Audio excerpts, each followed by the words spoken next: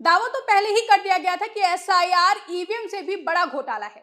फिलहाल कितना बड़ा ये घोटाला है, इसको लेकर जो सबूत निकलकर सामने आए हैं उसने बिहार चुनावों की नींव हिला दी है। तो ऐसा क्या हुआ कि चुनाव आयोग ने नोटिस जारी होते ही सुप्रीम कोर्ट में सारा सच उगल दिया, इस पर हम बात करेंगे और फिर चर्चा भी करेंगे। चर्चा के लिए हमारे साथ मौजूद हैं प्रियंका जी। प्रियंका जी, बहुत बहुत स्वागत है आपका।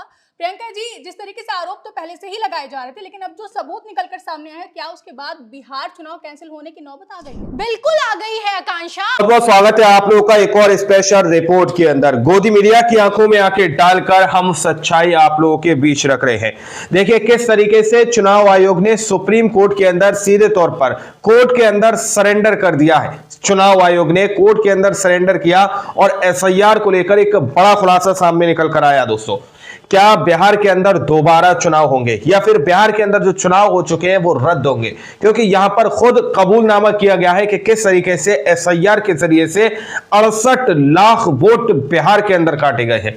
गोदी मीडिया ने तो ये खबर छुपा दी, लेकिन हम आप लोगों के सामने इस तस्वीर को रख रहे हैं। आप लोग शुरू से आखिर तक इस रिपोर्ट को देखिएगा। आप देख रहे हैं 4PM न्यूज नेटवर्क और मैं हूं आपके साथ आकांक्षा यादव। दावा तो पहले ही कर दिया गया था कि एसआईआर ईवीएम से भी बड़ा घोटाला है। फिलहाल कितना बड़ा ये घोटाला है, इसको लेकर जो सबूत निकलकर सामने आए हैं उसने बिहार चुनावों की नींव हिला दी है। तो ऐसा क्या हुआ कि चुनाव आयोग ने नोटिस जारी होते ही सुप्रीम कोर्ट में सारा सच उगल दिया, इस पर हम बात करेंगे और फिर चर्चा भी करेंगे। चर्चा के लिए हमारे साथ मौजूद हैं प्रियंका जी। प्रियंका जी, बहुत बहुत स्वागत है आपका।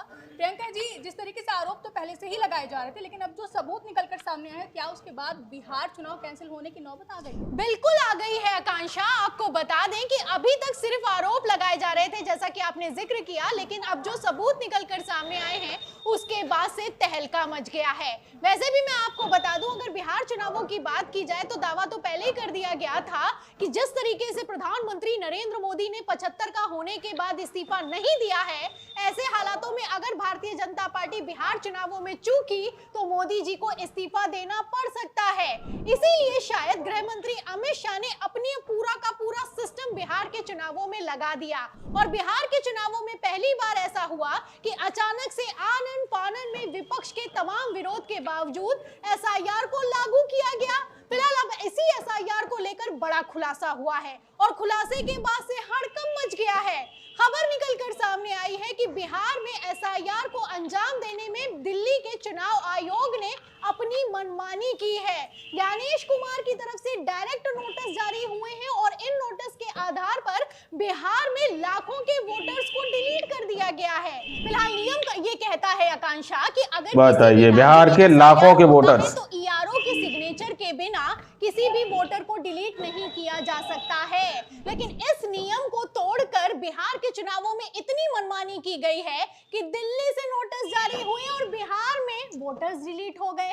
और ये कोई हवाई बात नहीं है, बाकायदा इंडियन एक्सप्रेस ने खबर को रिपोर्ट किया है और इस खबर में साफ लिखा हुआ है कि ज्ञानेश कुमार की तरफ से बिहार में प्री फिल्ड नोटिस भेजे गए हैं और लाखों की तादाद में ये नोटिस पाए गए प्री फिल्ड। मतलब गजब तो इस बात को लेकर हो गया है कि जैसे ही ईआरओ ने चुनाव आयोग की वेबसाइट पर लॉगिन किया उसको नोटिस मिल गए और नोटिस को लेकर ये दबाव बनाया जाने लगा ईआरओ पर कि इस पर सिग्नेचर करो। जाहिर सी बात है कि बिना सिग्नेचर के वोटर डिलीट नहीं हो सकते थे। ऐसे हालातों में कितना तगड़ा खेला किया गया है बिहार के चुनावों में, आप समझ सकती हैं। और अभी तक तो सिर्फ आरोप थे, अब तो बाकायदा सबूत निकलकर सामने आ गए हैं कि किस तरीके से लाखों की तादाद में वोटर्स हटाए गए हैं।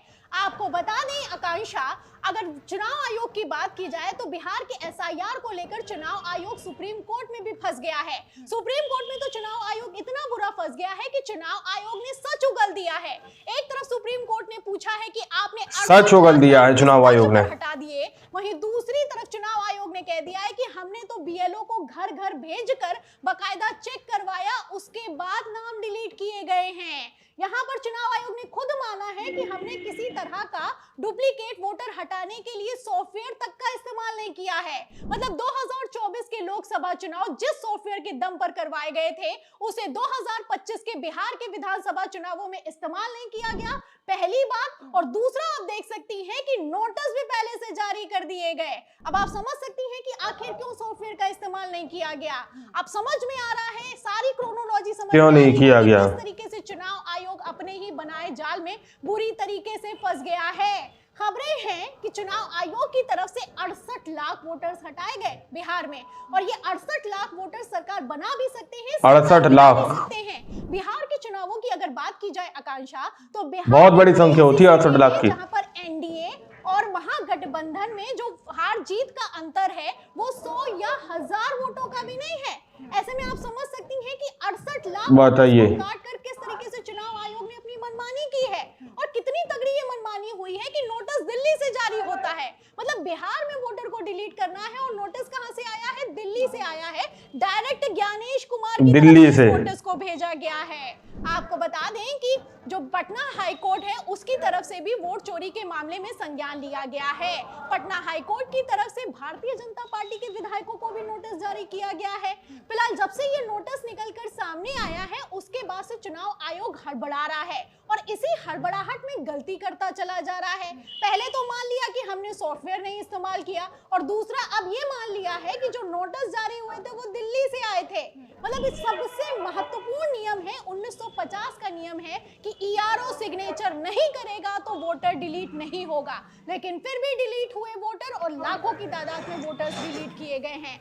आपको बता दें इसी के चलते चुनाव आयोग सीसीटीवी फुटेज जारी करने के लिए तैयार नहीं है। 17 नवंबर को एक आरटीआई एक्टिविस्ट हैं अजय वासुदेव बोस, इनकी तरफ से आरटीआई लगाई गई और कहा गया कि जो बिहार के चुनावों में वोटिंग हुई है उस वोटिंग का सीसीटीवी फुटेज हमें दे दिया जाए, लेकिन चुनाव आयोग ने नहीं दिया। जबकि चुनाव आयोग का खुद का नियम कहता है कि अगर 45 दिनों के अंदर अप्लाई कर दिया जाए कि सीसीटीवी फुटेज हमें पोलिंग बूथ का चाहिए तो चुनाव आयोग देने के लिए बाध्य है। फिर भी चुनाव आयोग ने पहले तो आरटीआई का जवाब नहीं दिया, फिर बिहार की आरटीआई को महाराष्ट्र ट्रांसफर कर दिया गया, और अब महाराष्ट्र से फिर से वो आरटीआई बिहार में आई है।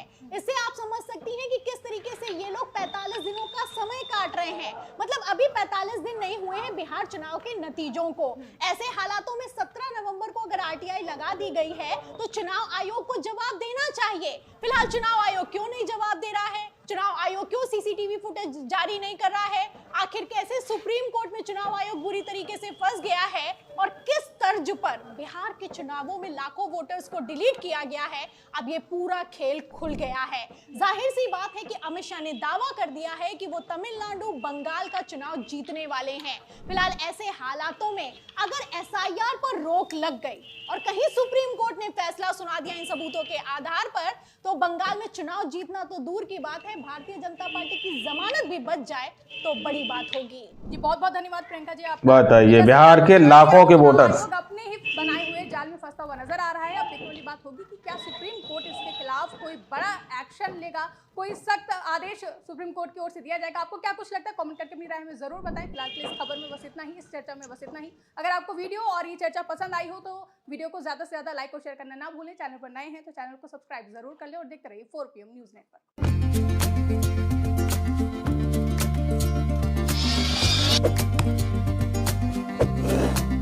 Free field